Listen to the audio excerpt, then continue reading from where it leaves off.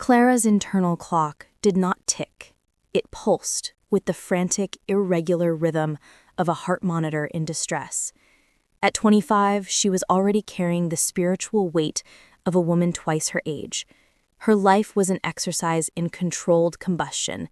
She was a triage nurse at St. Jude's, a sprawling, understaffed hospital that served the grittiest, most chaotic quarter of the city. Her job was not just sorting injuries. It was absorbing the pain, the fear, and the desperation of every soul that crossed her counter. She worked double shifts so often, the harsh blue fluorescent light of the ER felt more like home than her own apartment. This grueling endurance was not for ambition, but for absolute necessity. Her younger brother, Liam, 13, was her focus, her only purpose. He was a sweet, sharp-witted boy whose chronic immunodeficiency demanded relentless, specialized care. His medication regimen was complex, his infusions required specialized nursing, and the cost of maintaining his delicate stability was a monstrous, ever-growing mountain of debt. Clara's love for Liam was the ferocious, primal guardianship of a mother bear. She budgeted down to the last cent, tracking costs like a seasoned analyst, turning exhaustion into the fuel of her hard-earned resilience. The only place she ever deviated from the straight line between the hospital and home was the Midnight Mug. It was a dingy, perpetually open cafe with coffee that tasted of burnt sugar and regret, but it offered 10 blessed minutes of anonymity and silence. She ordered her usual and slumped into her favorite booth. Across the aisle, occupying a two-person table, sat a man who was jarringly out of place. He was dressed in a dark, impeccably tailored suit, hunched over a stack of large format papers, blueprints perhaps. He moved his pen with intense, meticulous focus. He had sharp, elegant features, high cheekbones, and dark, magnetic eyes fixed solely on his work. Even sitting still, he exuded an unnerving, contained power. Then, disaster struck. As he reached for his water glass without looking up, his elbow nudged his enormous coffee mug. It tipped slowly, dramatically, sending a wide, dark deluge directly onto the bottom third of his intricate drawings. The man froze, then let out a sharp, guttural sound of pure, unadulterated frustration, the sound of a powerful man momentarily losing control. He snatched up the flimsy paper napkins and began frantically dabbing the mess, which only smeared the India ink and caused the paper to wrinkle and tear. Clara, the nurse, saw a crisis requiring immediate intervention. She reached into her small emergency fanny pack and pulled out a large, sterile alcohol prep pad. Without hesitation, she slid out of her booth and crossed the aisle. "Stop," she said, her voice low and firm. "Don't blot with that paper." "The alcohol," she continued, pressing the pad gently onto his still damp corner, "won't save the coffee stain, but it will lift the ink bleed, and, crucially, the volatility of the alcohol will dry the paper rapidly without soaking the fibers. It prevents tearing."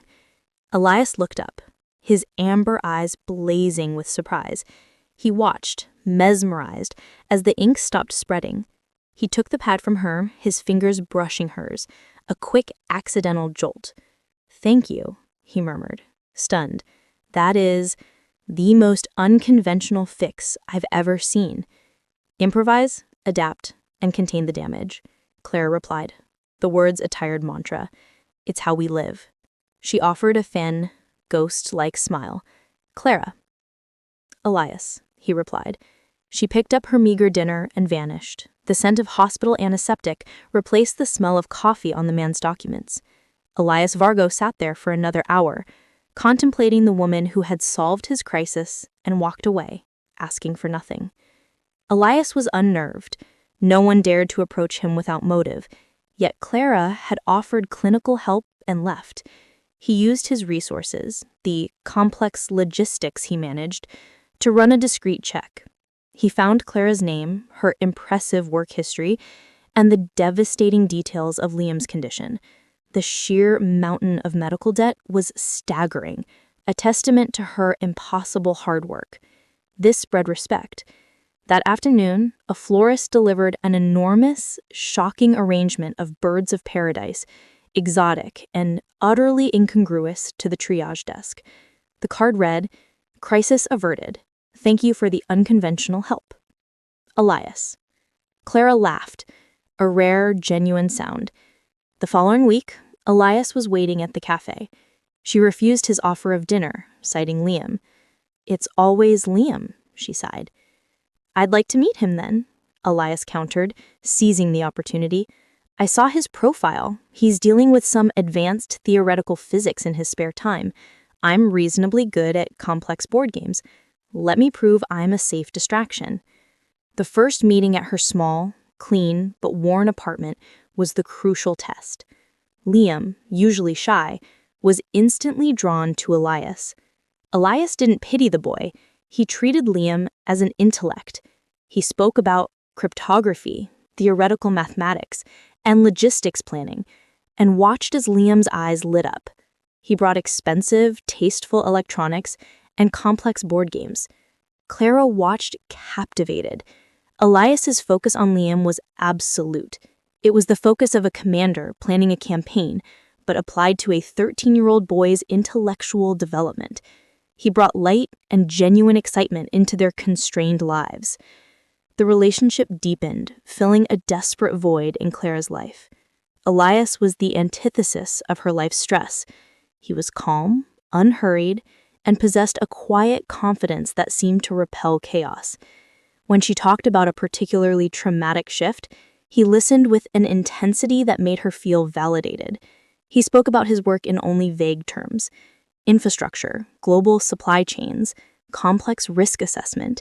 He traveled often, always returning at unexpected times. He maintained a pristine privacy. He was an enigma she chose not to probe. The only consistent red flag was his absolute control. When they encountered a minor issue, a table not being ready, a slow concierge, it was resolved instantly, silently, and efficiently. One evening, she noticed a faint, jagged scar peeking out from under his impeccable cuff. "That's deep," she murmured. Elias simply pulled the cuff down, his smile thin. An old business hazard, a very long time ago. The subtle hints became more pronounced. One afternoon, their car was cut off aggressively by a reckless driver. Clara tensed. Elias made a single, brief call on a secure line, his voice a low monotone, saying only, "White sedan, license begins with 4J, remove." She watched in confusion as 2 blocks later, the white sedan was seamlessly boxed in by 2 unmarked black SUVs. The incident dissolved instantly, silently, without violence, into the urban fabric. "What was that?" Clara asked, her voice tight. Elias glanced at her, perfectly calm. "Logistics, darling. That driver was a risk to my infrastructure. He's being handled. Let's not discuss it." She felt a chill, but she pushed it down. He fixed a dangerous problem. She rationalized his power as simply extreme wealth, the kind that bought instant service and loyalty. Liam's health took a sharp, terrifying turn. His specialists recommended an experimental immunotherapy in Switzerland, a treatment with a high success rate, but a cost so astronomical that Clara made physically ill. It was a financial impossibility. Clara spent 2 days in a panic, feeling the granite of her endurance beginning to crack. For the first time, she was truly defeated. Elias found her sobbing quietly in a supply closet. He didn't offer platitudes. He simply took her hand. "Stop worrying, Clara. This is a logistics problem, and I am the best logistician in the country." 48 hours later, Elias informed her that an irrevocable medical trust had been established for Liam, covering the Swiss treatment, aftercare, and his entire future medical and educational needs. The cost was immaterial. Clara was overwhelmed. This was salvation. It meant Liam lived, but it also meant she was now bound by a golden chain to a man whose true work was still hidden in shadow. She chose Liam's life over her own peace. Elias insisted Liam begin his recovery at his estate outside the city, an absolutely secure and attentive compound. The security was not just for protection, it was for containment. The guards moved with a disciplined professionalism that Clara recognized from high-level military protocol. One afternoon, while Elias was taking a cryptic phone call in his secluded study, she wandered into his office. On a desk, under a heavy paperweight, was a single sheet of paper. It detailed the movement of goods B from point Z9 and listed several names, followed by simple, chilling phrases: containment effective, asset neutralized, and the silence is complete. She didn't understand the jargon, but she understood the tone. This wasn't shipping. This was strategy, enforcement, and the chilling finality of consequences. She quickly replaced the paper, her heart hammering against her ribs. Elias